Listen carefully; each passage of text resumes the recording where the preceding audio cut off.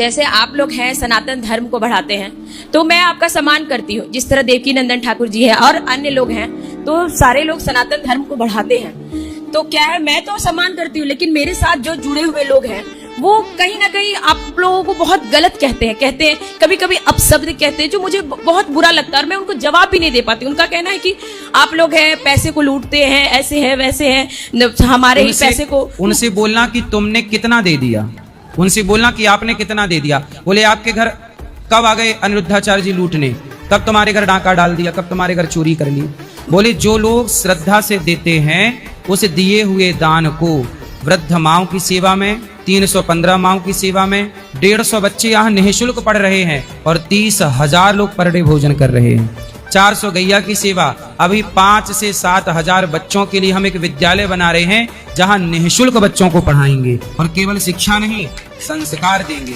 तो ये सब काम यदि करना है तो पैसा तो लगेगा, और पैसा हम किसी से चुरा नहीं रहे हैं, किसी के जेब में हाथ नहीं डाल रहे हैं। भाई जिसे इच्छा है वो दे रहा है, नहीं इच्छा है नहीं दे रहा है।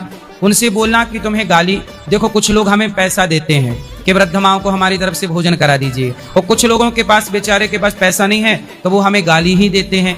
अच्छे हैं, कम से कम कुछ ना कुछ दे ही रहे हैं, इसलिए उनकी गाली भी हमें स्वीकार है। मैं नहीं समझा पाती हूँ, कोई बात नहीं, आप मत समझाओ। देखो रावण को कोई नहीं समझा पाया, हनुमान जी नहीं समझा पाए, अंगद जी नहीं समझा पाए, स्वयं राम नहीं समझा पाए, दुर्योधन को स्वयं कृष्ण नहीं समझा पाए। जिसे विधाता नहीं समझाना चाहते उसे कोई नहीं समझा पाएगा, इसलिए मत समझाओ। वो हमें गाली दे रहे हैं ना, हमें उनकी गाली स्वीकार है, कोई दिक्कत नहीं। पर बोलते हैं हमें पाप लगेगा गुरुजी, मैं क्या करूं, मैं कोई बात बहुत नहीं। बुरा आप उनसे कहो, आप उनसे कहो कि ये सारी सेवा जो गौरी गोपाल में होती है, बोले आप भी शुरू कर दो। हाँ मैंने बोला गुरुजी कि फिर आप कर लो ना ये काम, वो बेचारे कर आप रहे हैं। लोग करते, यदि हर बेटा अपने माँ बाप की सेवा करता तो हमें वृद्धाश्रम बनाने की जरूरत ही नहीं पड़ती। तो जब बेटा अपने कर्तव्य को भूल गया, बेटियां अपने कर्तव्य को भूल गईं, यहाँ देखो ना माएँ रहती हैं। अभी एक माँ हॉस्पिटल में है, 3 बेटे हैं माँ के और 1 बेटी है। 3 बेटों में एक भी बेटा नहीं आया। हमने फोन लगाया कि बेटा तुम्हारी माँ आखिरी सांस ले रही है,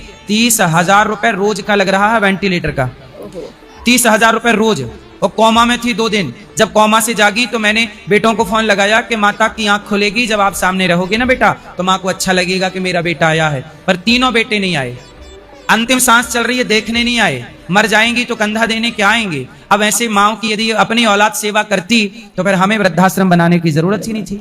जब अपने नहीं करेंगे तो किसी को तो करना पड़ेगा।